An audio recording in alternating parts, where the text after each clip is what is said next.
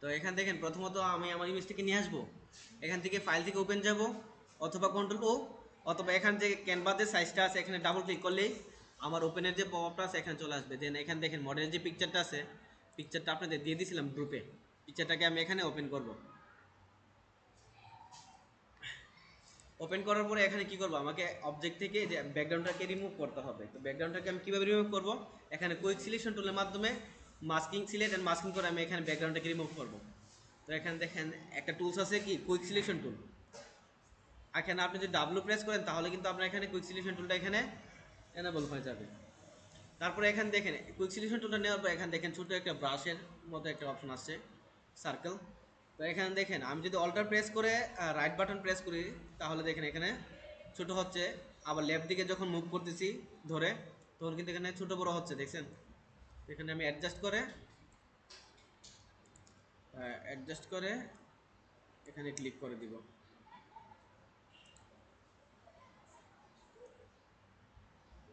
এখানে মডেলটার উপরে জাস্ট একটু ব্রাশ করে দিব।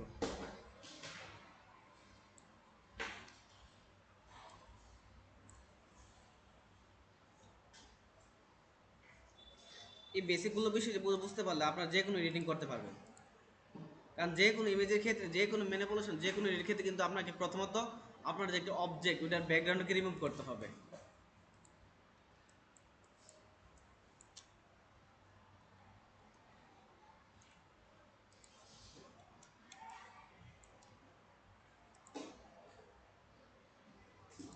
এখানে ব্রাশ করে একদম অ্যাডজাস্ট করে নেবেন।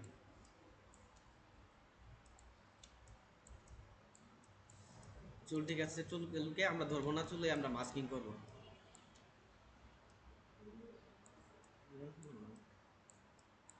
আচ্ছা এখানে এদিক দিয়ে একদম ঠিক আছে, পারফেক্ট আছে। তারপর দেখেন চুলের পিছন দিয়ে এখানে আরেকটা ব্যাকগ্রাউন্ড আছে না, এই যে একটু ব্যাকগ্রাউন্ড আছে না, এই জায়গাটাকে আমরা কিভাবে করব। এখানে দেখেন অল্টার প্রেস করে যদি আমি যদি এখানে ক্লিক করি দেখেন সিলেকশনের ভিতরে কিন্তু আরেকটা সিলেকশন এখানে চলে আসছে। তারপর এটাকে ছোটো করে এখানে আমি অ্যাডজাস্ট করে দিব।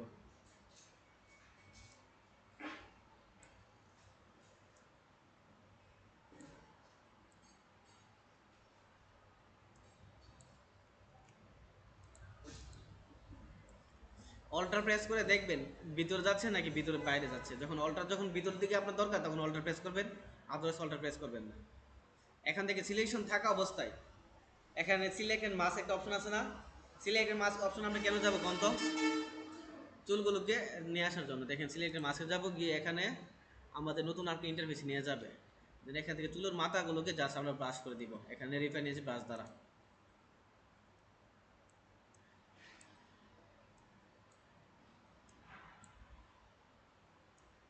ব্যাকগ্রাউন্ড ছাড়া এখানে কি হচ্ছে, চুলগুলো আমার ফিরে আসতেছে।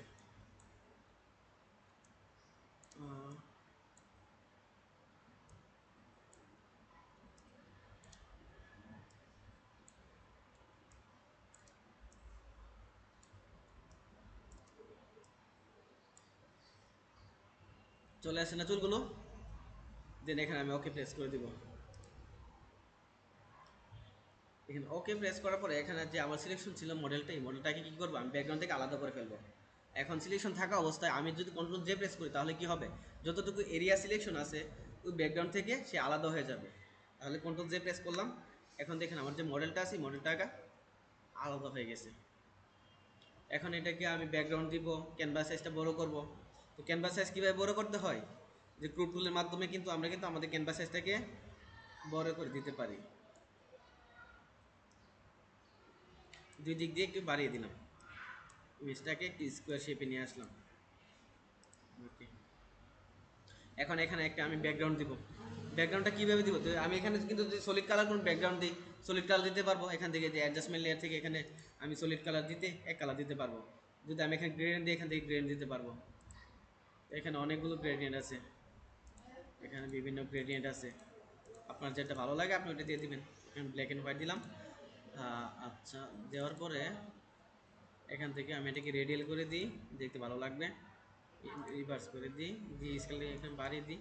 আর দেখেন এখানে যে সার্কেলটা আছে এখান থেকে কিন্তু ধরে কিন্তু আপনি এখান থেকে কন্ট্রোল করতে পারবেন এটাকে। স্কেলটাকে আর একটু বাড়িয়ে দিই।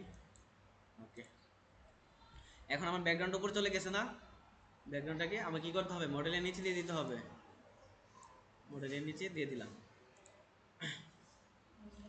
তারপর দেখেন এখানে যে আমার লেয়ারটা আছে, ডিসপ্লেশন এফেক্ট করার জন্য এখানে আমাকে আমার মডেল দুইটা নিতে হবে। তো এখানে আমি আমার মডেলটাকে সিলেক্ট রেখে আমি কন্ট্রোল জে প্রেস করে আরেকটা মডেল এখানে ক্রিয়েট করে নিয়েছি। আর উপরটা হচ্ছে কি আমার সাবজেক্ট, আর নিচটা হচ্ছে কি লিকুইফাই। তো লিকুইফাই কি, কোনটা লিকুইফাই হচ্ছে টেনে যে ইমেজটাকে যে বাড়াবো, যে ডিসপ্লেশন যে ইফেক্টগুলো অ্যাপ্লাই করবো, দেন ওইটা থেকে লিকুইফাই থেকে নিয়ে আসবে। এখানে আমার সাবজেক্ট হলো উপরেরটা, উপরে লেয়ারটা, আর নিচের লেয়ারটা হচ্ছে কি আমার লিকুইফাই লেয়ার। ওইটার নামগুলো চেঞ্জ করে দিচ্ছি, লিকুইফাই। তো এখানে দেখেন লিকুইফাই যে লেয়ারটা সেটাকে সিলেক্ট রেখে, দেখেন লিকুইফাই লেয়ারটাকে সিলেক্ট রেখে এখান থেকে আমি যাবো কোথায়, ফিল্টারে। ফিল্টার থেকে এখান দেখেন ফিল্টারে গেলে লিকুইফাই, কন্ট্রোল শিফট এক্সপ্রেস করলে আপনার লিকুইফাই অপশনটা চলে আসবে। লিকুইফাই দিয়ে কী করে বলেন তো, অবজেক্টে টেনে, হ্যাঁ আপনারা কিন্তু এগুলোর ভালো ইউজ করতে পারলে আপনার কার্টুনও বানাতে পারবেন লিকুইফাই দিয়ে। এই যে বিকৃত ছবিগুলো বানায় না, দেখেন লিকুইফাই অবজেক্টগুলো দেখেন চলে আসছে। দেখেন এখানে লিকুইফাই অপশন চলে আসার পরে এখান থেকে দেখেন একটা ব্রাশ আছে, এটা হচ্ছে কি ফরওয়ার্ড রেপ ব্রাশ। এখান থেকে এটাকে ক্লিক করে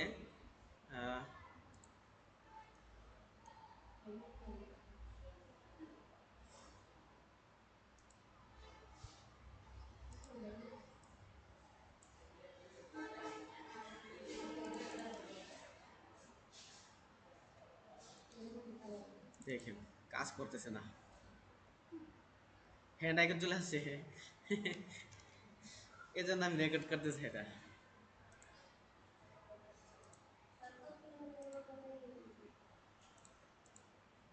দেখছেন অবস্থা, দেখছেন?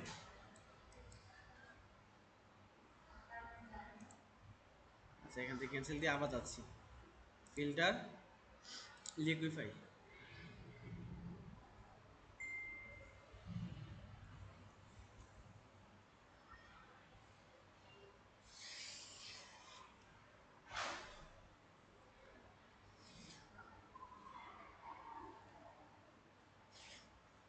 এখানে বলেন তো কি হয়েছে, আগের যে ইফেক্টটা লিকুইফাই ওইটা হচ্ছে ওই হিস্টোরিতে চলে আসছিল, দেন উপরে লিকুইফাই ক্লিক করছি, দেন উপরে হিস্টোরি এখানে চলে আসছে। কিন্তু আমি কাজটা দেখানোর জন্য আপনাদের দেখাইতেছি, এখানে ফিল্টার থেকে লিকুইফাই এখানে ক্লিক করব।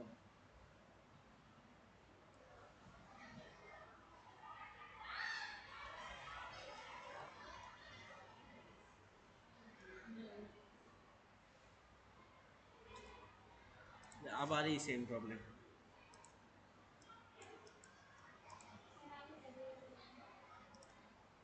আচ্ছা দেখেন এখান থেকে ফিল্টার থেকে লিকুইফাই গিয়ে আপনার এটা কি করবেন, ব্রাশ করে একদম সাইডে নিয়ে দিবেন পিছনটা। আমি এখানে অ্যাপ্লাই করে দিচ্ছি।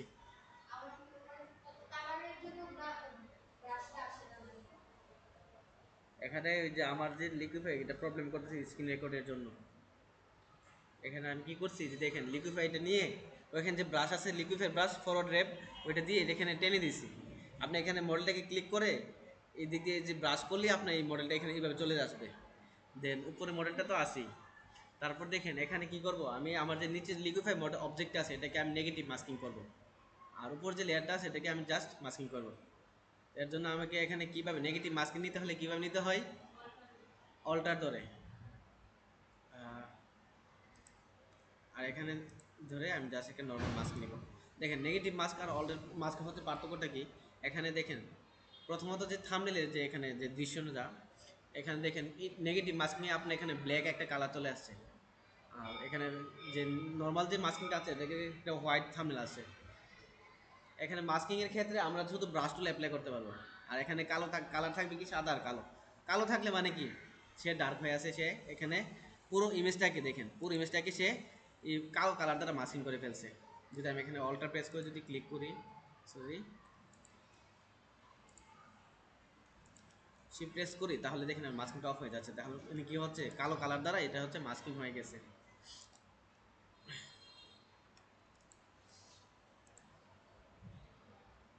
আর এখানে উপরে এটা হচ্ছে কি মাস্কিং, নর্মাল মাস্কিং। তো এখন দেখেন আমরা যদি এখানে যদি জানি যে একটা মাস্ক লেয়ারের উপরে মাস্ক লেয়ারের উপরে আমরা যদি এখানে ব্রাশ টুল দিয়ে ব্রাশ করি, যদি আমি হোয়াইট কালার রেখে ব্রাশ করি তাহলে কি হবে? নর্মালি নর্মালি কি হবে বন্ধু?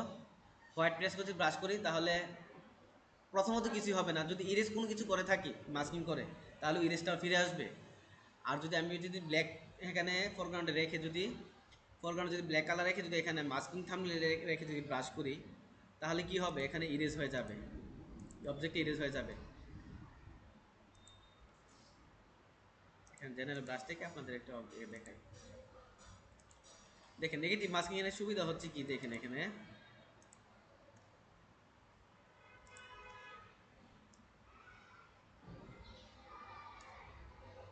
দেখেন, এই যে এখানে নেগেটিভ মাস্ক নিয়েছিলাম না অল্টার প্রেস করে, আর এখানে কি করছিলাম? জাস্ট প্রেস করে এখানে জাস্ট একটা নর্মাল মাস্ক নিয়েছিলাম।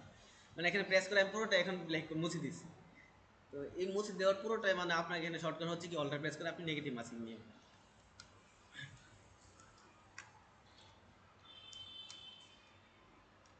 তো এখন আমি যে সাইডগুলো আছে এই সাইডগুলোকে ব্রাশ করে ইরেজ করে দিব।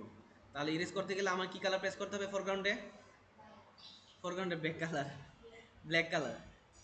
এখান থেকে আমার যে ব্রাশটা আছে ব্রাশটাকে আমি এখানে ইম্পোর্ট করে নিব। তো ব্রাশ কীভাবে ইম্পোর্ট করতে হয়? এখানে ব্রাশের যে ব্রাশ টুল সিলেক্ট করে ব্রাশের যে অপশনটা আছে এখানে ক্লিক করব, করে এখানে যে সেটিং আইকনটা আছে এখানে ক্লিক করে import brushes, import brushes click করার পরে এখানে আমরা যে এক্সপ্লোশন যে ডিসপ্লেশন ইফেক্ট দিই ব্রাশগুলো, এটা হচ্ছে এক্সপ্লোশন ব্রাশ। এক্সপ্লোশন ব্রাশ এখান থেকে আমরা এটা কি করব? লোড করে দিব। লোড করে দিলে এখানে যেখানে ব্রাশের যে ফোল্ডারটা সেই ফোল্ডারটা আমাদের এখানে লোড হয়ে যাবে। দেখেন যে এক্সপ্লোশন ব্রাশ, এখানে দেখেন এক্সপ্লোশন ব্রাশ আমার কিন্তু একটা আছে। তারপর যখন আমি আবার লোড করছিলাম দেখেন এখানে এক্সপ্লোশন ব্রাশ তো এখানে আর আছে। এটাকে ধরে আমার এখানে দরকার নাই, আমি এটাকে ডিলিট করে দিব।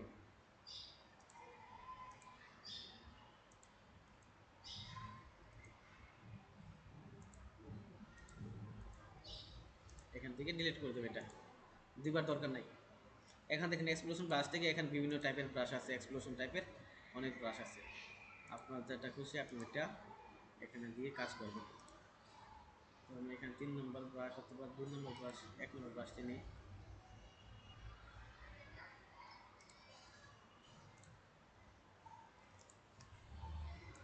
নিয়ে এখন ব্ল্যাক ফরগ্রাউন্ড ব্ল্যাক রেখে এক্সপ্রেস করলে আপনার এখানে সোয়াপ হয়ে যাবে কালারটা। কি? এক্সপ্রেস করলে। আর যখন আপনার অনেক সময় ফরগ্রাউন্ড কালার আপনি কাজ করতে করতে অন্য কালার করে রেখে দিয়েছিলেন, মনে করেন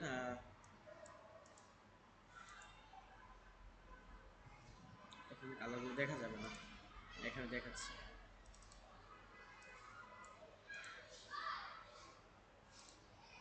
কাজ করার সময় আমাদের বিভিন্ন কালার অ্যাপ্লাই করতে হয় না। করার সময় মনে করেন আপনি ফরগ্রাউন্ড ব্যাকগ্রাউন্ডে আলাদা আলাদা কালার রেখে দিয়েছেন। এখন আপনার ইনস্ট্যান্ট আপনি এখানে মাস্কিং এর কাজ করবেন, আপনার এখানে ব্ল্যাক এন্ড হোয়াইট করতে হবে নাকি? ব্ল্যাক এন্ড হোয়াইট করতে গেলে আপনার এখানে কি প্রেস করতে হবে? ডি প্রেস করতে হবে। ডি প্রেস করলে আপনার ডিফল্ট কালার এখানে চলে আসবে। দেন এক্সপ্রেস করলে আপনার এখানে কালারগুলো কিন্তু সব হয়ে যাবে। তো এখন আমি এখানে ব্ল্যাক ফরগ্রাউন্ডে ব্ল্যাক রেখে এখান থেকে আমি এখানে অ্যাঙ্গেলটাকে একটু ঘুরিয়ে দিই, ব্রাশের অ্যাঙ্গেলটাকে একটু ঘুরিয়ে দেন এখানে আমি ব্রাশ করে নিব।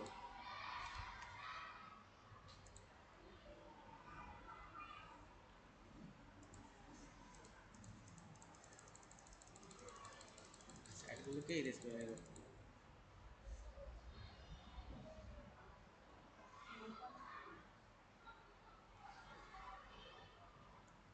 এই ব্রাশটা ব্রাশ 3 নাম্বারটা নেব।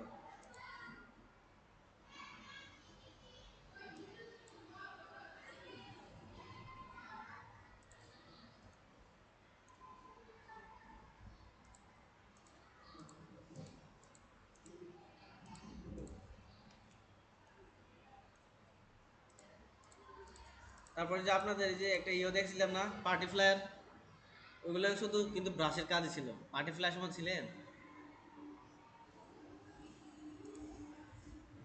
ফটোশপ দিয়ে ব্রাশ দিয়ে অনেক কাজ করা যায়। তারপর দেখেন এখানে নেগেটিভ মাস্কিং এ আসবো। নেগেটিভ যে মাস্কটা আছে ওইটাতে আসবো, ওইটা দিয়ে এখন এখান থেকে যে আমি যে মাস্কিং করছিলাম, এই যে এই যে এটা এইগুলাকে আমি কি করবো একটু একটু ব্রাশের মাধ্যমে ফিরিয়ে আনবো।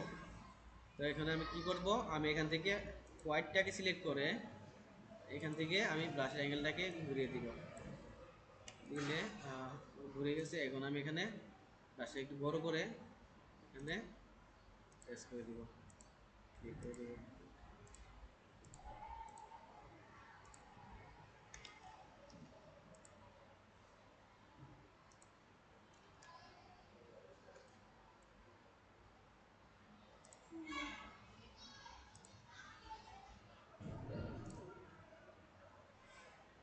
তো এই হচ্ছে আমার ডিসপ্লেশন ইফেক্ট। তারপরে এখানে আমি একটা কালার অ্যাপ্লাই করে দিই সুন্দর করে রাখার জন্য। এখান থেকে অ্যাডজাস্টমেন্টে গিয়ে এখানে আমি গ্রেডিয়েন্ট ম্যাপে গিয়ে একটা কালার অ্যাপ্লাই করে দিই। এখান থেকে কালারটা এটাকে আমি নর্মাল থেকে সফট লাইট করে দিই কালার মোডটা। এখানে সুন্দর একটি ইফেক্ট কিন্তু চলে আসে। এই হচ্ছে আমাদের ডিসপ্লেশন ইফেক্ট।